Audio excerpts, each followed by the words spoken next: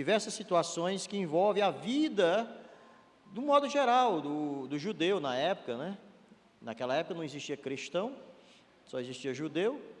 Então ele trata de certas questões que envolvem a vida do judeu, que envolve a vida das pessoas que estão ali ao seu redor.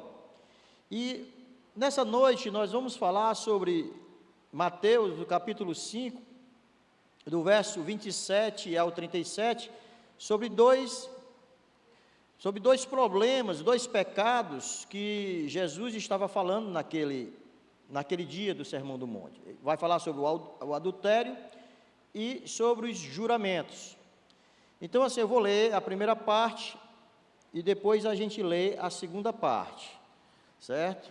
Então, vamos lá, Mateus capítulo 5, do verso 27 até o verso 32.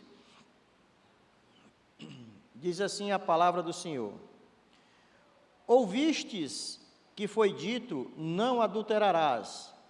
Eu, porém, vos digo, qualquer que olhar para uma mulher com intenção impura no coração, já adulterou com ela. Se o teu olho direito te faz tropeçar, arranca-o e lança-o de ti, pois te convém que se perca um dos teus membros, e não seja todo o teu corpo lançado no inferno. E se a tua mão direita te faz tropeçar, corta-a e lança-a de ti, pois te convém que se perca um dos teus membros e não vá todo o teu corpo para o inferno. Também foi dito, aquele que repudiar sua mulher, dê-lhe carta de divórcio. Eu, porém, vos digo, qualquer que repudiar sua mulher, exceto em caso de relações sexuais ilícitas, a expõe a tornar-se adúltera, e aquele que casar com a repudiada comete adultério. Até aqui, depois a gente lê a segunda parte, que fala sobre os juramentos. Meus queridos, Jesus, no Sermão do Monte, ele, naquela época, como eu falei, ele não estava levando a palavra para cristão, ele estava levando a palavra para o povo judeu, que era o seu povo, é o povo que o viu crescer, o viu ali no meio da rua, como uma criança, depois como um jovem, e depois como um homem, iniciando o seu ministério. E Jesus, aqui bem no início do seu ministério, ele propõe trazer alguns ensinamentos vindos do próprio Pai, para que ali, a partir daquele momento, as pessoas começassem a entender a visão do Filho de Deus para a humanidade.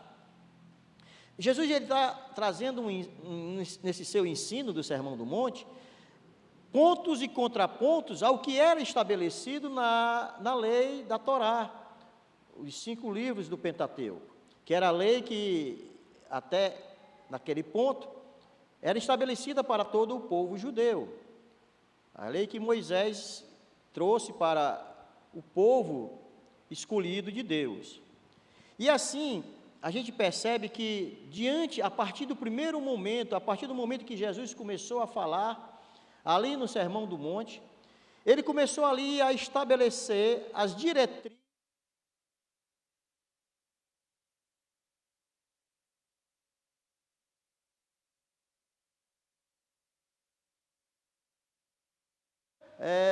embates profundos e contrapontos profundos em relação ao que o profeta, ao que o líder daquela época e o líder que foi Moisés trouxe.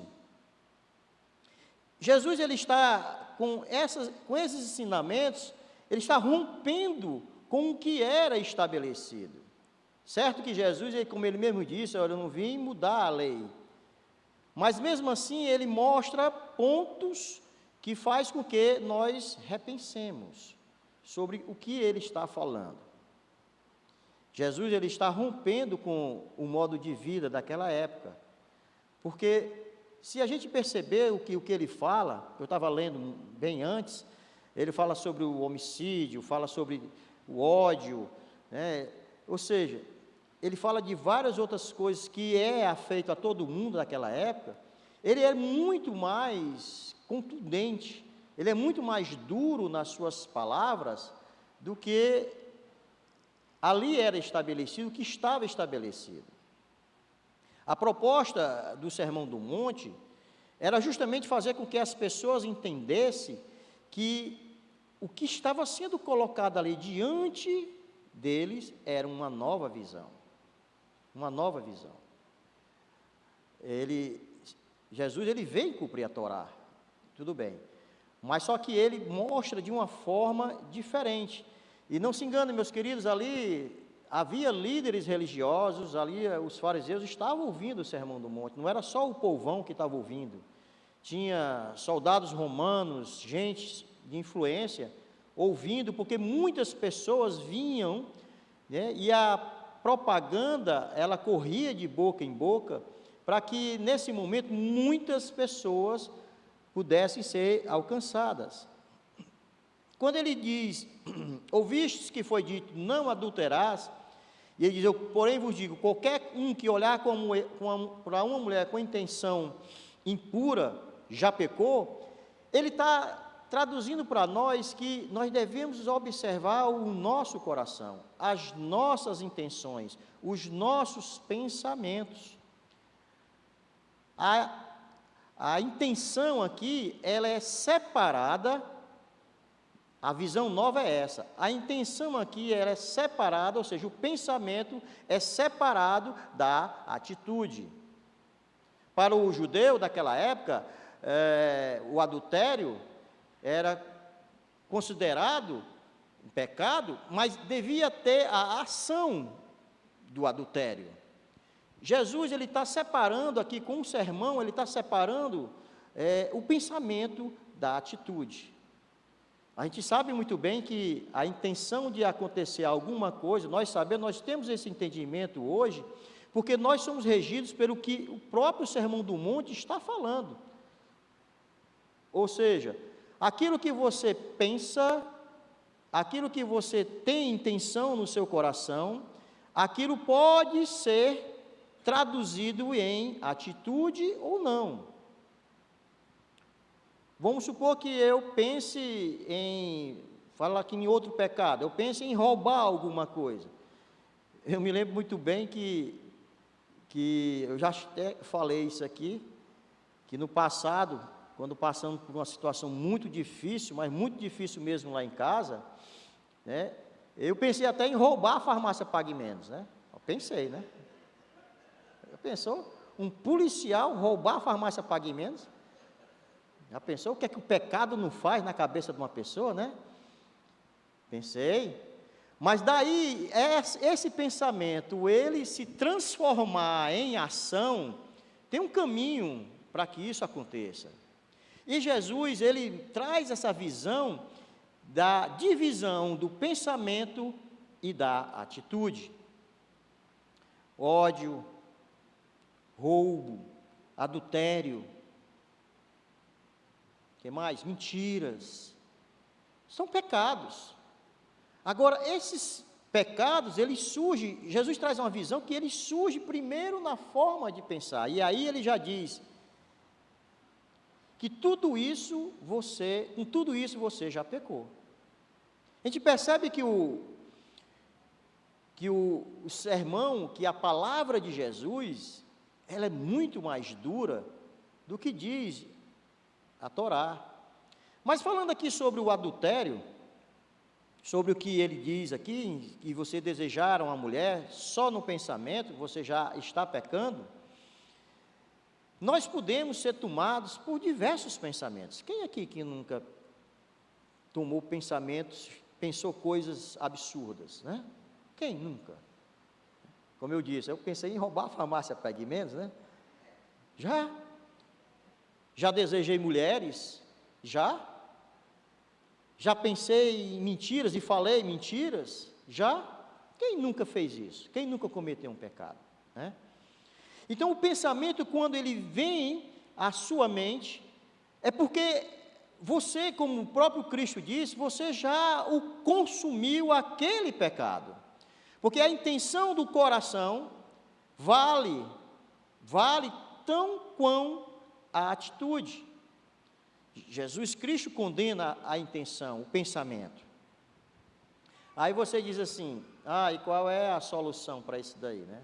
Qual é a solução de você pensar torto, de você pensar errado? Qual é a solução? E ele dá aqui uma solução, só que, lógico, a gente vê que ele fala de forma física.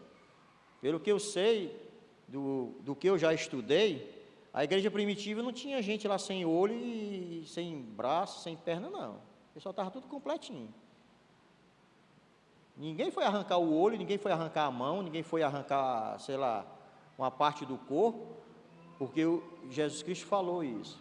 Quando Cristo fala dessa forma, é no sentido de que nada que está em você seja motivo para que você venha tropeçar. Aquilo que você te faz tropeçar, que ela seja eliminado na forma que ali seja neutralizado.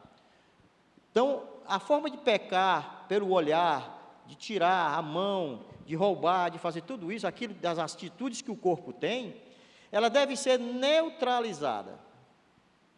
E Cristo, quando ele diz, se o teu olho direito te faz tropeçar, arranca-o e lança-o de ti, ele está querendo dizer que nós devemos ter cuidado com o que nós vemos. Semana passada, eu não sou até muito de assistir novela não, mas semana passada eu assisti porque foi uma expectativa grande do pecado de Davi ao ver Betseba, né, tomando banho naquela tina. Eu não assisto, que eu sabe aí, não assisto muito novela não, né, mas causou aquela experiência, eu fui assistir, né, sai até a propaganda antes de começar a novela, hoje vai ser, né, pecado de Davi e tal, aquele negócio todo. Davi, quando ele pecou, ele primeiro viu, ele primeiro olhou, ele primeiro viu, e ali já nasceu o sentimento de desejar e ter aquela mulher, mesmo sabendo que era proibido, mesmo sabendo que era uma mulher casada, mesmo sabendo que o seu esposo era um homem de confiança sua, um soldado, um guerreiro que estava a batalhar. Então, o olhar, o ver, faz com que nós tenhamos pensamentos diversos nas nossas cabeças. É complicado. E aí eu pergunto, e qual é a solução? Eu fiz essa pergunta e nem respondi, né? E qual é a solução? A solução, meu querido, é que você preencha a sua mente, preencha os seus pensamentos das coisas do reino. O que Cristo estava estabelecendo ali era uma nova forma de reinar, era o reino de Deus. Que você estabeleça o reino de Deus no seu modo de viver, na sua mente. E aí, você quando começa a pensar dessa forma, quando você começa a buscar a Deus, quando você começa a se consagrar ao Senhor, pensamentos vêm, não vai deixar de vir não, mas são imediatamente neutralizados, porque o Espírito Santo que está em você e que está agindo em você, ele faz com que sejam neutralizados os pensamentos que vêm à tua mente. E aí, eu acho interessante, é que, lógico que Cristo não queria que esse texto que ele fala, arranca o teu olho direito, né? Ele não queria que isso se cumprisse literalmente, não, de forma alguma. Como eu disse, não tem relatos da igreja primitiva de homens e mulheres que estão sem dedo, sem mão, sem olho, sem nada. Mas aqui quando Cristo fala isso, ele quer que nós sejamos vitoriosos naquilo que nos traz derrota, naquilo que nos traz,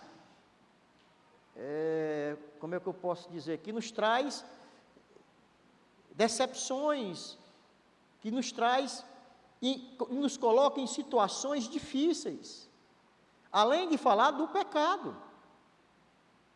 Os nossos maiores inimigos, meus queridos irmãos, os maiores gigantes, são aqueles que estão dentro do nosso coração. O maior inimigo da gente somos nós mesmos.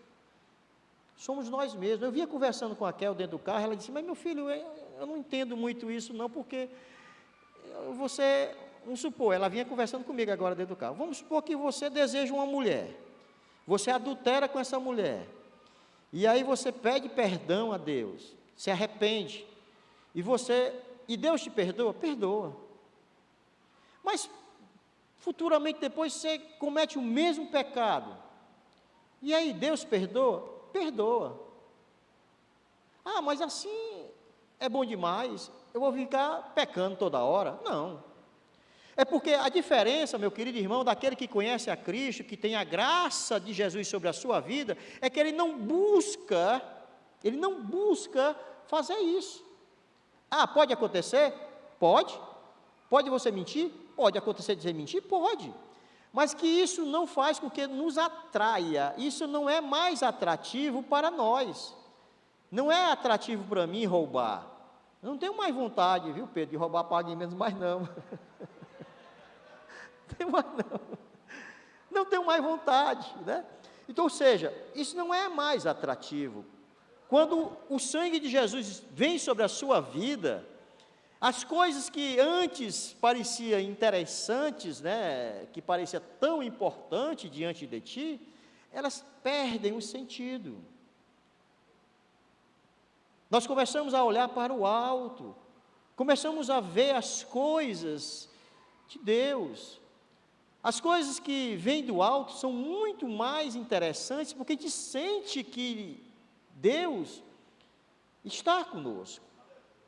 Eu começando, agora nós tivemos o ECC, o Encontro de Casais com Cristo, e por incrível que pareça, coincidência, lá tinha muitos policiais.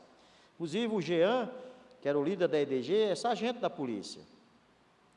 Ele disse para mim de manhãzinha, logo no domingo de manhã, ele disse assim: chefe, rapaz, eu tirei uma pedra de meia-noite até as 4 da manhã. Pedra é um serviço que a gente chama na polícia, que é aquele serviço que o cara vai para a rua, botar o pé no chão, pedra, né? Botar o pé no chão, não fica sentado dentro de um gabinete. Eu tirei uma pedra de meia-noite até as 4 da manhã, eu dormi até as 6 e estou aqui, isso no domingo de manhã. Disse, puxa vida, realmente, tirou uma pedra. Então tinha muitos policiais lá, e aí a gente conversando sobre todos esses aspectos, de tudo, da parte, né?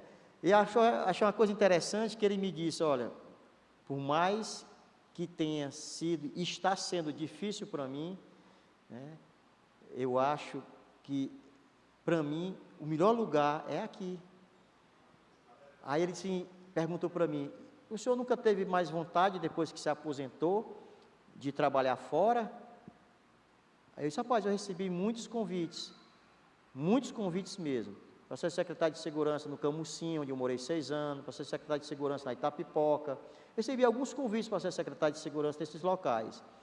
Mas eu quero dizer uma coisa para você, que o melhor lugar é onde eu estou. O meu patrão é Deus. Ô patrão bom, né? Eu disse isso para ele. Aí ele deu um sorriso, né?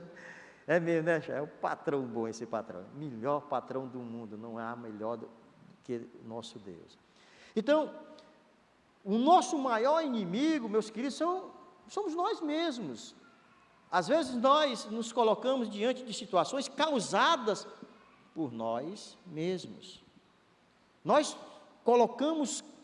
levantamos gigantes, levantamos muralhas, vindas de nós mesmos. E às vezes nós não sabemos reconhecer isso, colocamos a culpa em todo mundo, menos em nós. Ah, é o diabo, é meu patrão que é... Aí vai colocando culpa em todo mundo, coloca culpa em todo mundo, menos nele. Bom, mas nesse discurso Jesus quer mostrar, não só nesses 2 momentos aqui que estou falando sobre o adultério e os juramentos, mas durante o sermão todo, ele quer mostrar que nós temos a capacidade de entender que tudo que nós fazemos de mal para Deus e desagradamos o coração de Deus, nós podemos ter uma solução para isso. Nós podemos buscar a solução para isso. O foco do sermão, desses momentos que ele está falando, é justamente que o reino de Deus está dentro de nós. O Espírito Santo faz parte das nossas vidas. E nós esquecemos disso, meu querido irmão, nós esquecemos disso.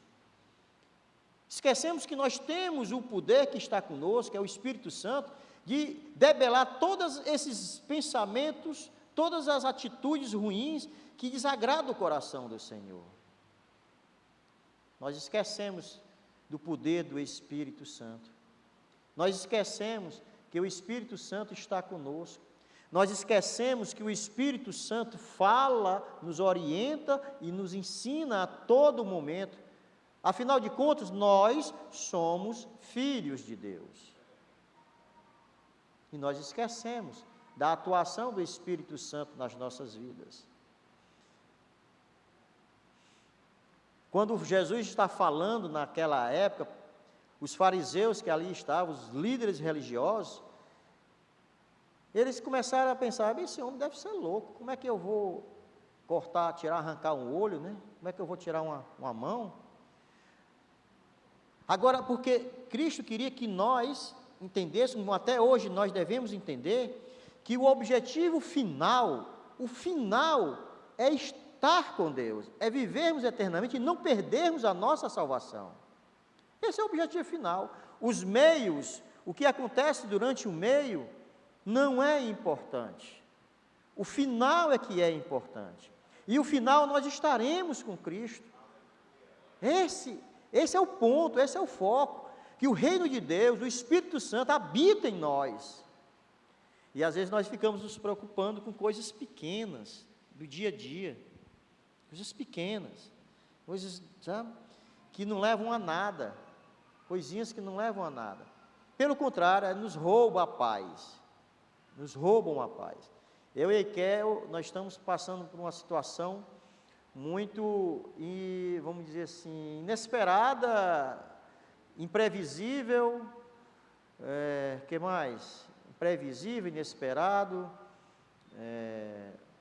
Bom, os irmãos já sabem, né, que eu já contei aqui, que lá em casa moram 2 idosos, né? Todos 2 de 83 anos. E isso tem trazido para nós, para mim e para a Kel, os desafios que até então nós jamais jamais enfrentaríamos. Só o Espírito Santo para nos dar força, a minha e a Kel. Eu estou aqui no quarto, menos esperar ela entra. Olha, rapaz, olha, o teu pai é assim, assim, assim, quer saber a hora que a gente vai chegar, não sei o que, não sei o que. Aí daqui a pouco, rapaz, a tua mãe, rapaz, é a tua mãe, tu viu ali, ela se mete em tudo, tu viu?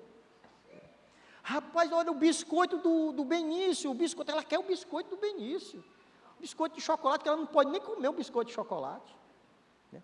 Então eu acho interessante, meus queridos, que eu e a Kel estamos vivendo esse momento, que traz-nos desafios, e situações e momentos diferentes que nunca eu e ela vivemos. E aí a gente não pode, irmãos, a gente não pode esquecer que o Espírito Santo está na direção. A gente precisa ter uma inteligência emocional muito grande para lidar com diversas situações de seletos faixas etárias, de grupos etários. Ó. Nós temos lá gente de 6 anos a 83.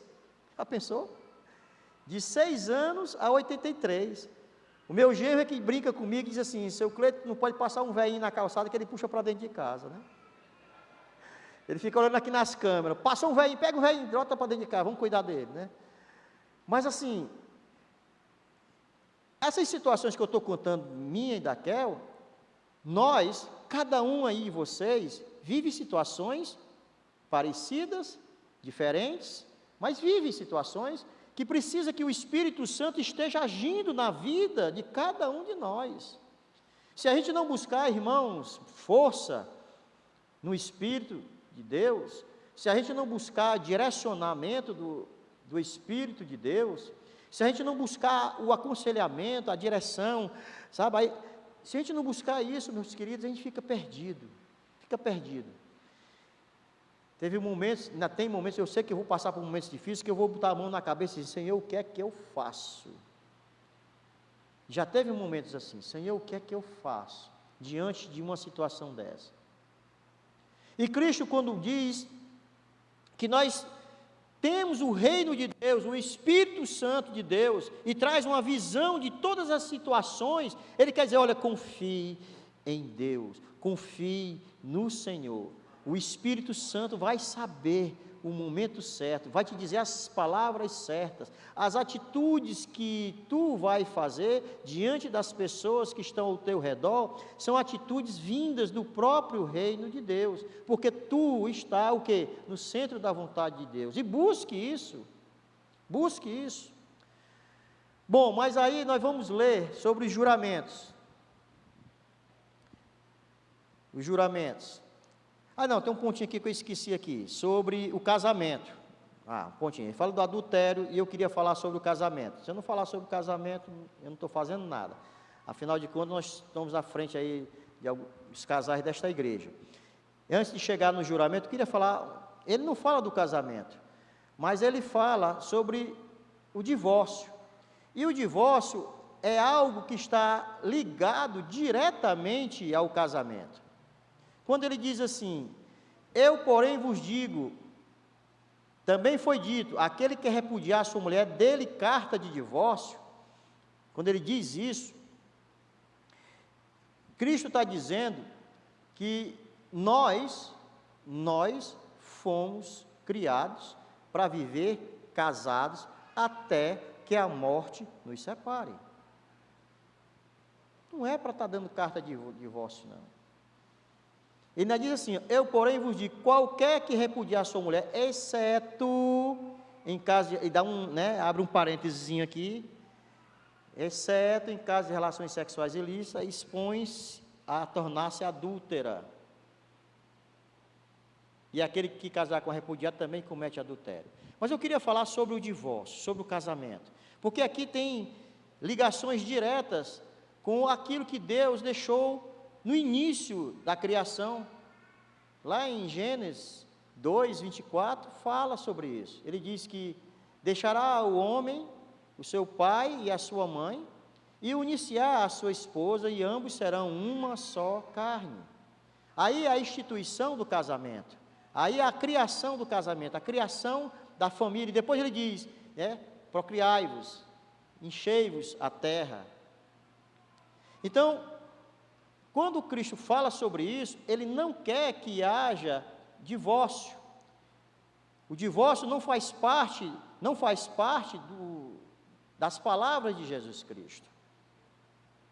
Só existe uma possibilidade, quando ele diz aqui, quando há impureza sexual. A palavra imoralidade, eu estava pesquisando, ela vem do termo grego chamado porneia.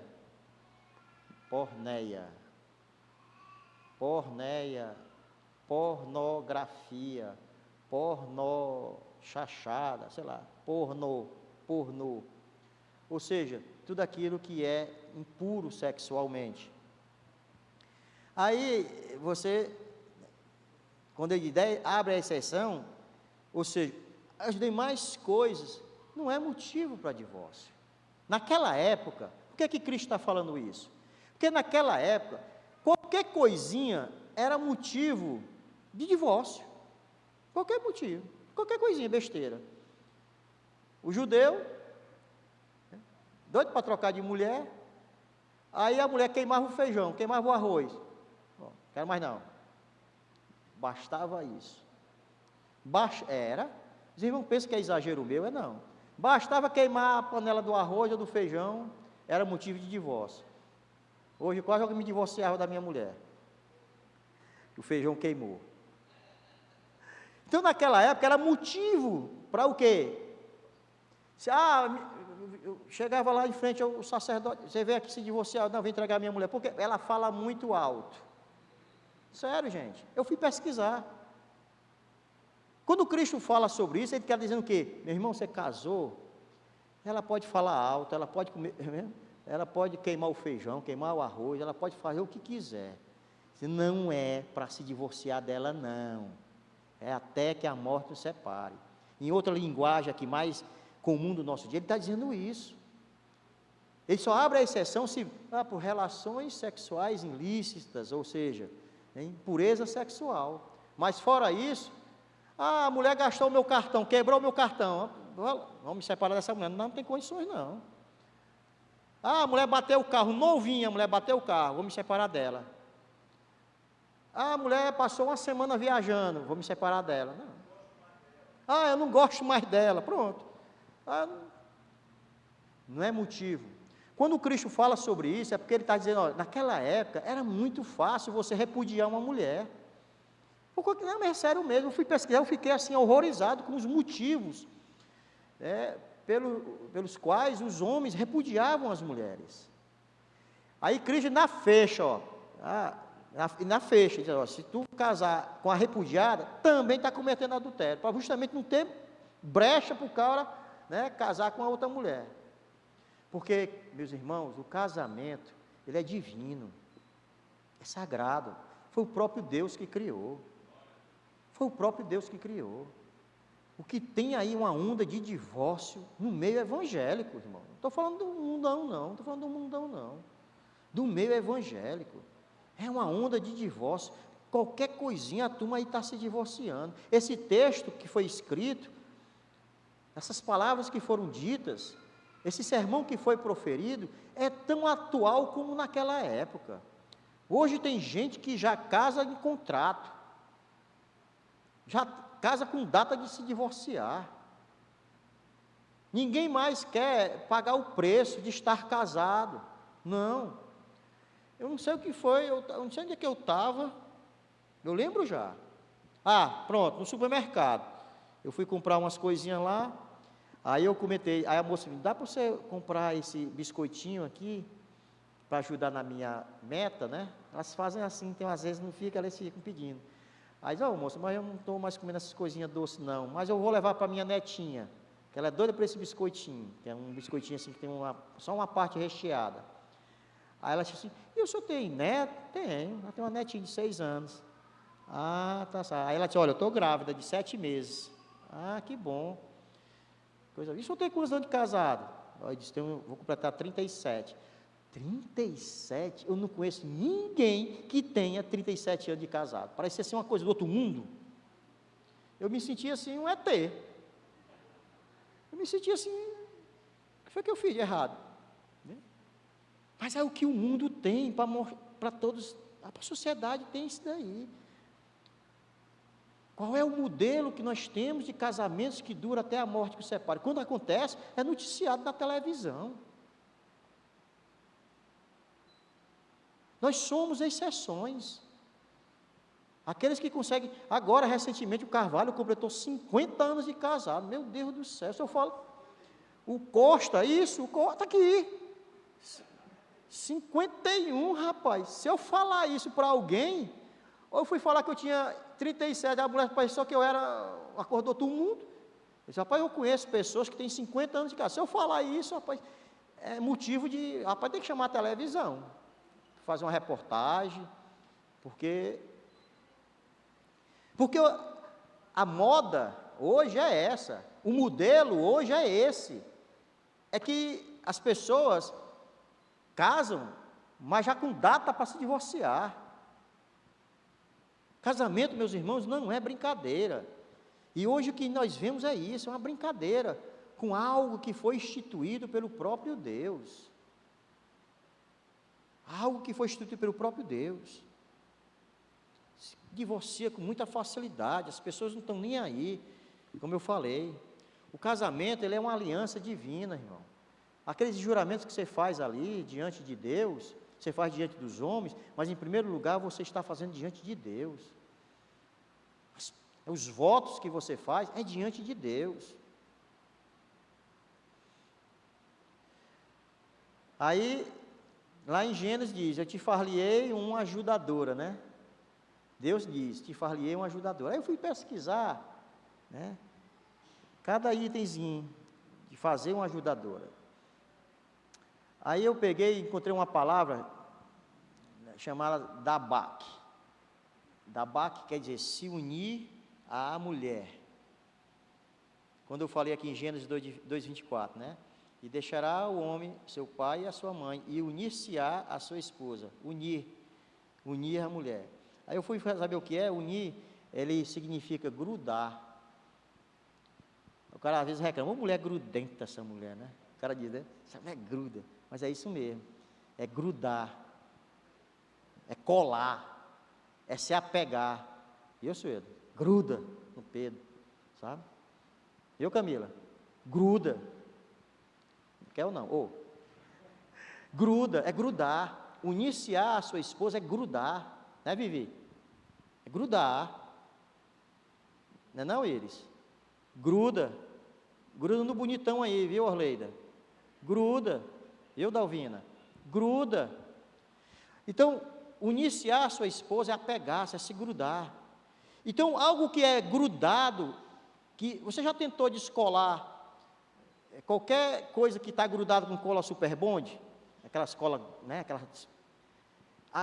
Rapaz, quebra, mas não, aquela cola não sai, né? Quebra do lado.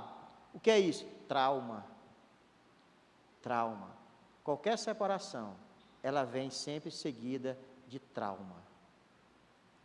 Tem trauma.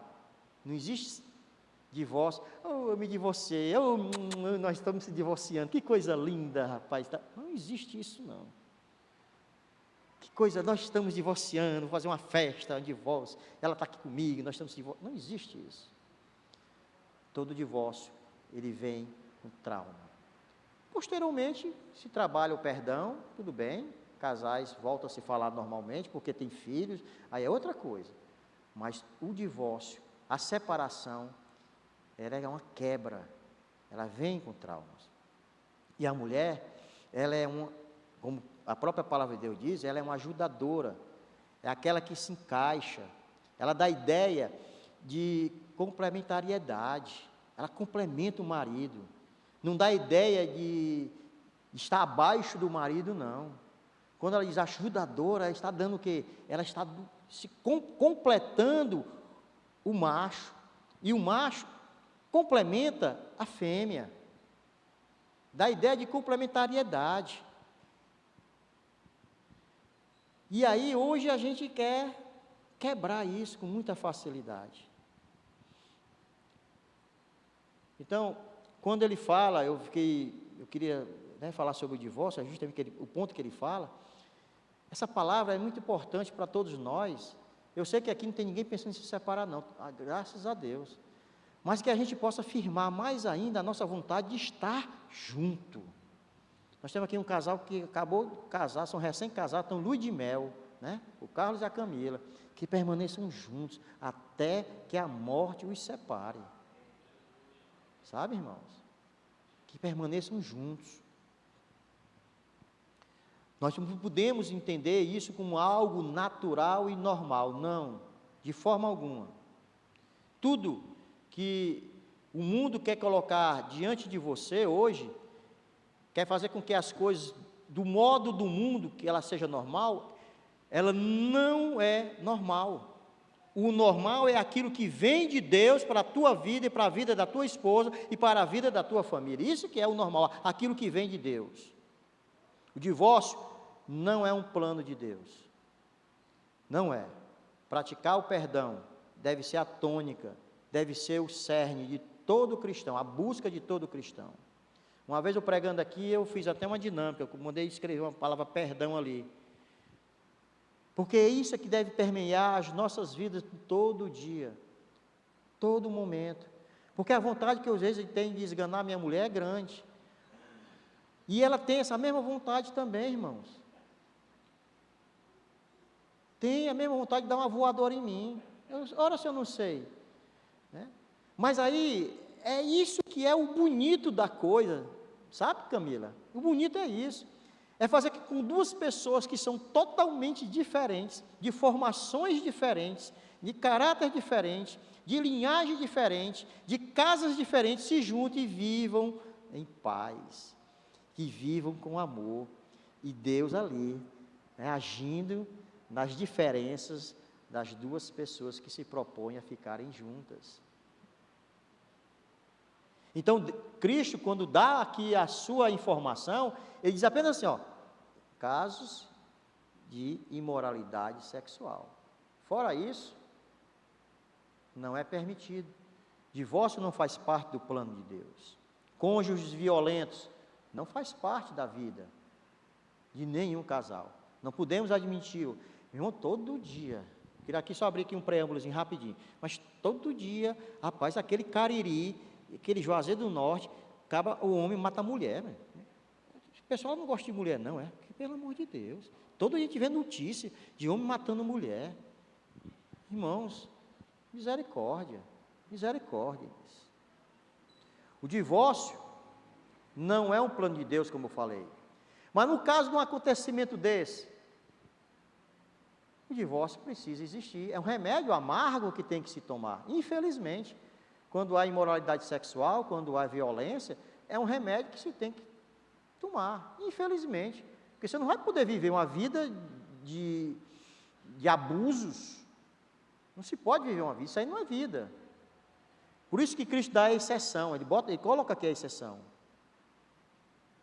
Mas fora isso, o divórcio não é opção. Então agora vamos para aqui os juramentos, né? O juramento está lá em Mateus 5, 33 a 37.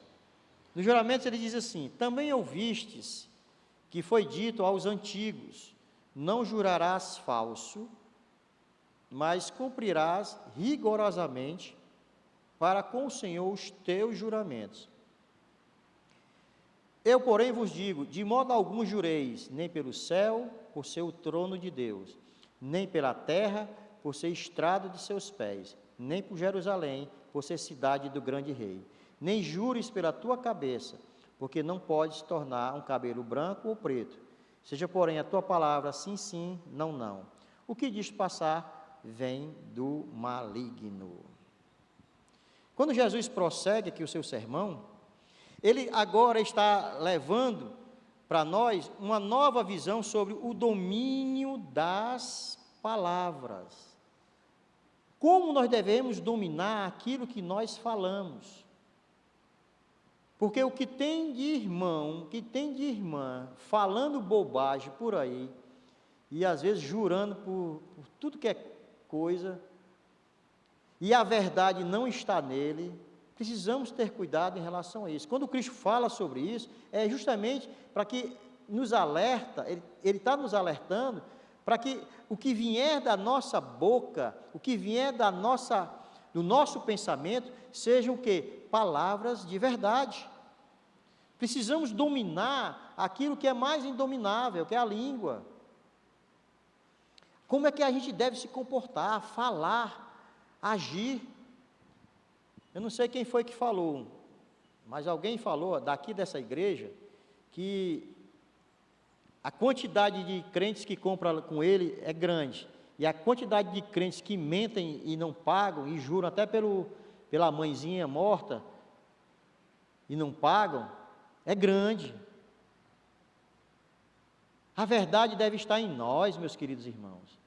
A verdade deve habitar em nós. O que sair da nossa boca deve ser a verdade. Eu me lembro, ficou um negócio marcado na minha vida, foi em 1995. Eu estava fazendo uma viagem de estudos e trabalho nos Estados Unidos. E lá a gente, em 95, eu estava indo, nós visitamos Washington, Nova York, Orlando, Miami, foram as 4 cidades, e todas essas cidades nós lá estávamos assistindo palestras de como fazer um policiamento assim, A, o B ou C. Bom, era uma viagem de serviço. Lógico, nas horas vagas tinham os relax, né? Assim, a gente ia conhecer algumas coisinhas, né? Mas eu achei um fato interessante, na época, em 1995, eu falava muito bem inglês, é tanto que eu era o tradutor do grupo. Hoje eu não falo quase mais nada, porque tudo é questão de prática. E aí, nós estávamos saindo de Nova York, estávamos indo para Miami, uma delegação de uns 20 oficiais, de todos os estados do Brasil. Eu achei interessantíssimo o que ocorreu.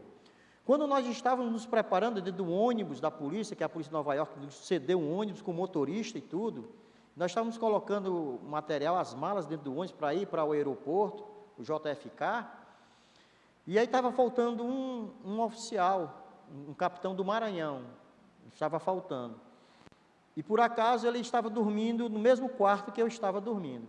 Aí o chefe da delegação disse: Nóbrega, vai lá buscar, só está faltando ele, para a gente sair para o aeroporto.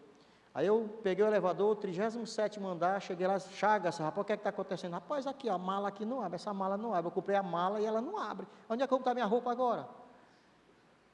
Eu vou botar a roupa agora dentro do saco?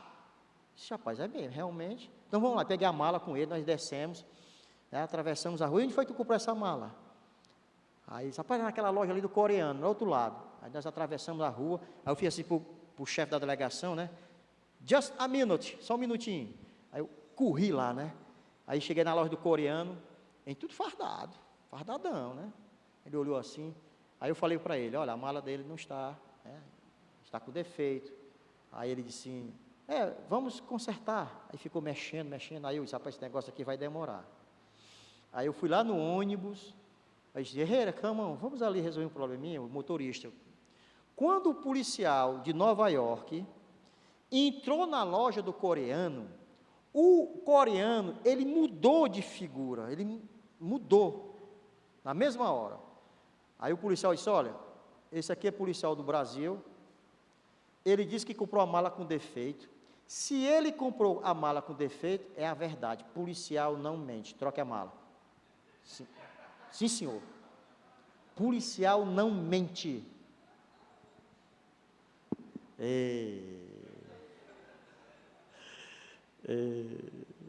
Rapaz, aquilo ali ficou gravado no meu ouvido. Eu não era nem crente, irmão. Policial não mente.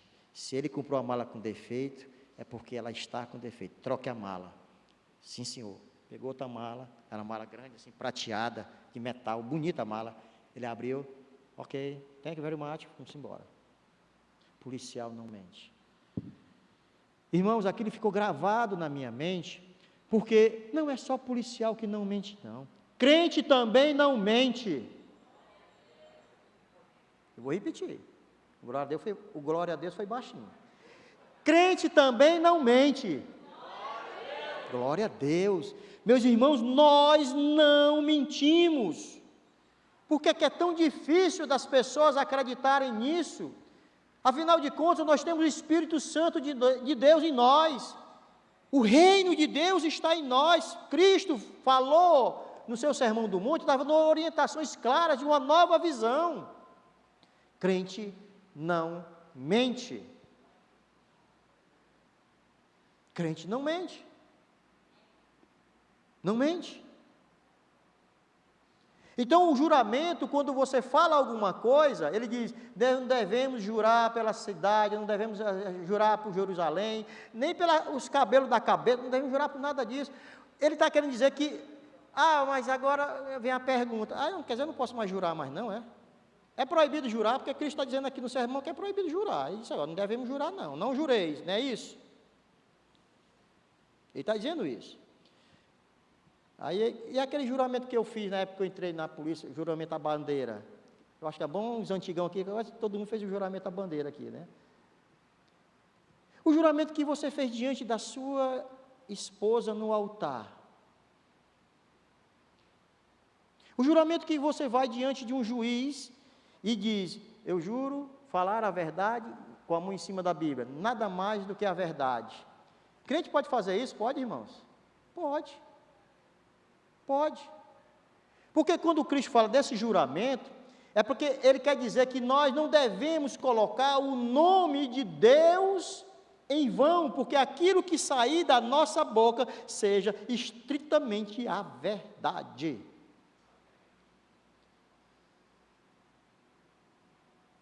Eu me lembro que em 1987, eu me lembro um bocado de coisinha, se eu fosse contar aqui um bocado de coisinha, eu estava numa formatura, entrando lá, de novos policiais, eu estava na formatura, e eu era o guarda-bandeira, que pegava a bandeira e saía, e eu entrei no local errado, e os policiais: eita, está errado, aí saímos, todo mundo viu, até o governador viu. O governador era o Tasso Gereissati, em 1987. Aí eu saí meu Deus do céu, aí saí, aí entrei no lugar certo. terminou tudo. Eu cheguei lá, olha aí, eu cheguei lá para o meu comandante, se apresentei, diga meu filho, o que é que você quer? Eu vim aqui para ficar preso. Ele falou assim para mim, por quê? Eu errei naquele momento, e eu queria que o senhor me punisse porque eu errei. Aí ele, oh meu Deus, você é até um novinho, não sabe nada da polícia ainda. Não, não é assim não. Você tem que dizer, você tem que se livrar da punição, meu filho. Você é muito inocente. Olha, realmente eu não sei, se eu pedi para ser preso, pedi para ser punido, né? Uma coisa que eu tinha errado. Então, assim, o que eu quero dizer com isso é que, só dando um exemplo, que o que falarmos, o que nós formos falarmos, o que nós nos comprometemos, que nós sejamos verdadeiros, irmãos, verdadeiros em relação a isso, verdadeiros. Aí cristãos não devemos jurar, sabe por quê? Porque na hora que você jura, né, ele diz, jurar pelo Jerusalém, Deus, Ele está presente em tudo, Deus se faz presente em tudo, quer queira ou não queira, se você jurar, você vai estar jurando também por Deus. Por isso que Jesus, ele diz, não jureis, por quê? Porque Deus está presente em tudo. Agora, se você for jurar, que seja um juramento verdadeiro, seja um juramento fiel, juramento fiel, sabe, irmãos?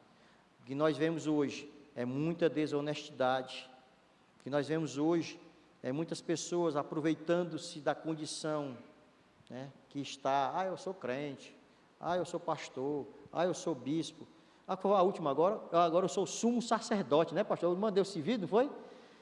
Irmãos, a gente ficou pensando um dia desse, rapaz, agora estão criando umas igrejas aí que tem apóstolo, né?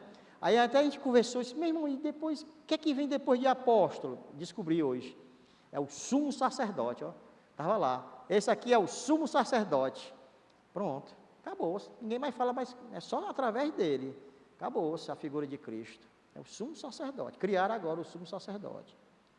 A gente não precisa disso, que a nossa palavra, o nosso falar, seja sim, sim, não, não, mesmo que você vá sofrer as consequências. Como eu disse, eu fui lá me apresentar para ser preso, olha, o abestado.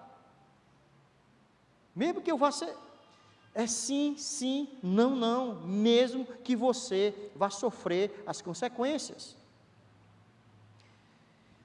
O que Cristo está querendo dizer para nós aqui, é que o que sair de nós seja a verdade, que aquilo que você se comprometer a fazer, faça, que aquilo que você está proposto a fazer, faça, sabe, irmãos?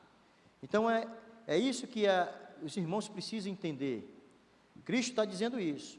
E para finalizar, eu queria falar para os irmãos que, apesar das consequências dos nossos pecados que nós praticamos, apesar de tudo isso, nós não esqueçamos jamais que nós temos um advogado junto ao Deus nosso Pai, e esse advogado é Jesus Cristo. Por mais que você erre, por mais que você fale mentiras, por mais que você busque caminhos tortuosos, busque a Deus, arrependa-se dos seus pecados e não esqueça jamais que o nosso advogado é Cristo. Amém? Ficamos de pé, em nome de Jesus.